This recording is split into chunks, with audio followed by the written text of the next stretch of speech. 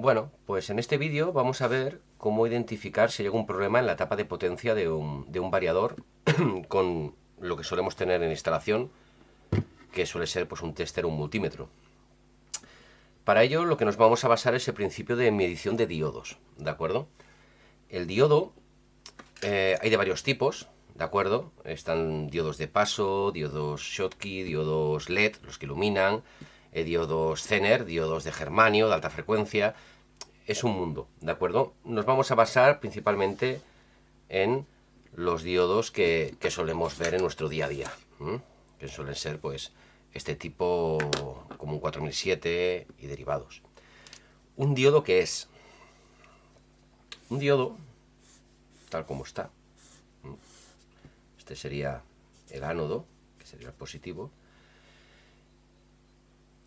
y este sería el cátodo, que sería el negativo. Joder, ya me siento como Dalí. Bueno, ¿esto qué significa? Esta línea de aquí corresponde, no sé si se verá, a esta línea blanca tan característica que tienen los diodos. Esto, para medir el diodo, lo que tendríamos que hacer es poner nuestro multímetro en escala de diodos, lo ponen un simbolito, y la idea es, el diodo es como una válvula antirretorno como si fuera de agua. La corriente pasa en un sentido, pero no deja que pase en el sentido contrario. Esto funciona igual. Lo que pasa es que para que el agua pase para un sentido, tiene un poquito, le cuesta pasar un poquito por el diodo.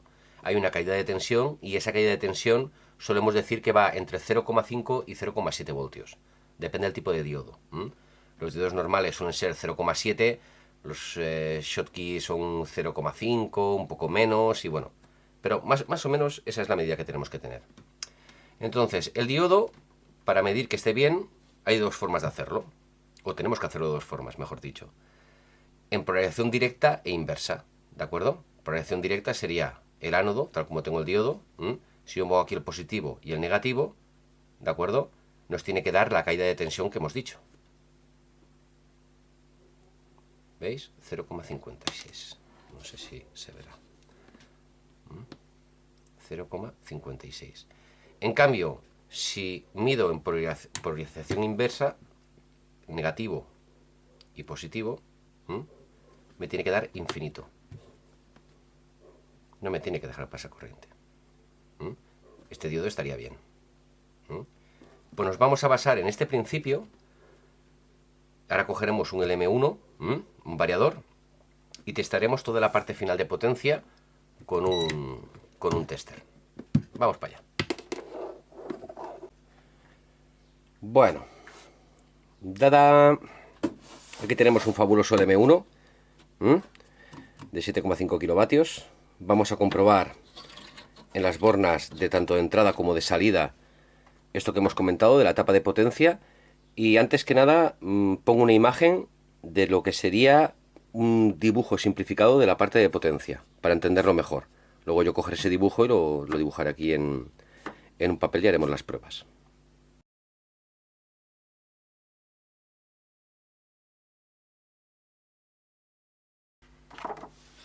Bueno, la imagen que habéis visto antes, ¿de acuerdo? Yo la he puesto aquí, escrita rotulador en este papel, para seguir un poco los pasos. Bueno, ¿pero esto qué mierda es? No, esto es muy sencillo, ¿vale? No hay que asustarse. Es un diagrama muy sencillito de la parte de potencia. Al final, lo que hace el variador es pasar la alterna continua, ¿de acuerdo? Y luego, una vez que está hecha en continua, bien filtrada, etcétera, lo que hacemos es a través de unos GBTs chopearlo y variamos la frecuencia, el ciclo de trabajo, etcétera. Por eso se llama variador de frecuencia. Se puede identificar de forma clara el rectificador trifásico de la entrada. Entra aquí alterna y a través de los diodos pues la convertiríamos a continua. Aquí vemos un puente entre el P1 y el P+, que suelen tenerlo los equipos con poca potencia. Aquí está hecho el puente, una platina. Y luego tenemos la parte de los IGBTs, que es interna. Vemos también el condensador, son los condensadores que están dentro. Un fusible. Y bueno, poco más. La medición que hemos hecho antes con los diodos si veis, vamos a comprobar los 6 diodos de la etapa rectificadora de la entrada y luego vamos a ver estos diodos correspondientes a los IGBTs de salida. Este variador en concreto tiene un problema que tiene, bueno, ya lo veremos, pero tiene un problema en la parte de potencia. Si os acordáis, dijimos antes que si yo un diodo, por ejemplo, lo mido en polarización directa, que sería así, me tendría que dar 0,5. Si lo mido en polarización inversa, que sería así, ¿veis? Me tendría que dar infinito. Vamos a probarlo. En polarización directa, entre L1, pasamos por el diodo, si se ve, y P1. Aquí, no se ve, mejor aquí. Luego entre L2 y P1. Luego entre L3 y P1. Vamos a comprobar estos tres. Buscamos P1 y midimos. Ay, perdón, en escala de diodos. Ahora sí. Vamos a probar.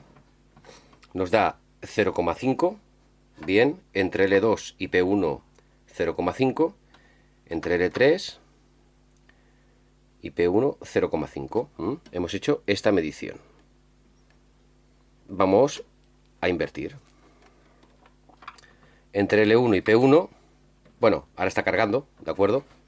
Seguramente me tendrá que llegar a unos 3. Vamos a dar un poco de tiempo.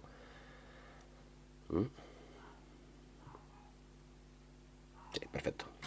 Vamos a probar. L1, P1, en inversa, nada. L2, P1, nada.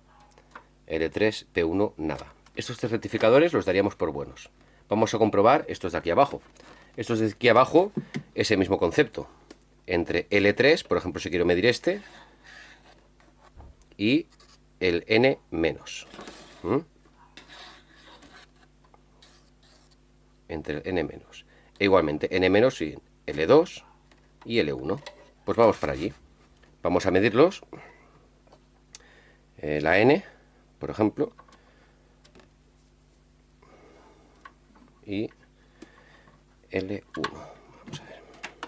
Mucha cosa por el medio. 0,49.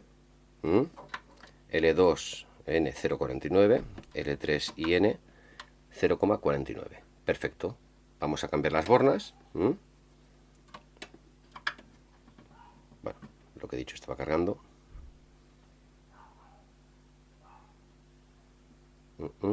Vale. Vamos a medir.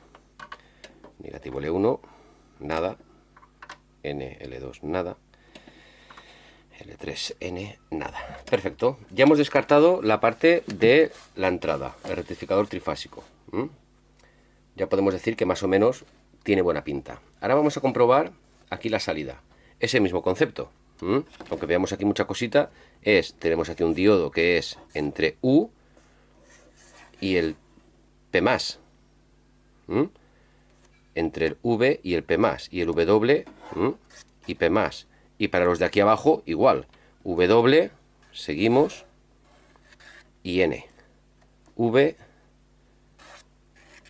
N, U y N. Vamos a medir. Sería entre el U, por ejemplo, y el P+. ¿De acuerdo? Nos daría 0,43. Entre el V y el P+, nos daría 0,43. Y entre el W y el P+, nos daría 0,43.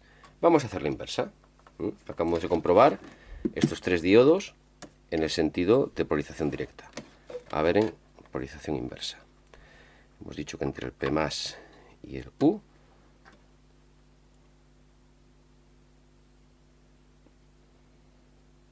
vamos a dejar que cargue.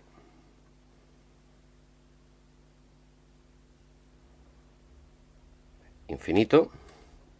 P más V infinito.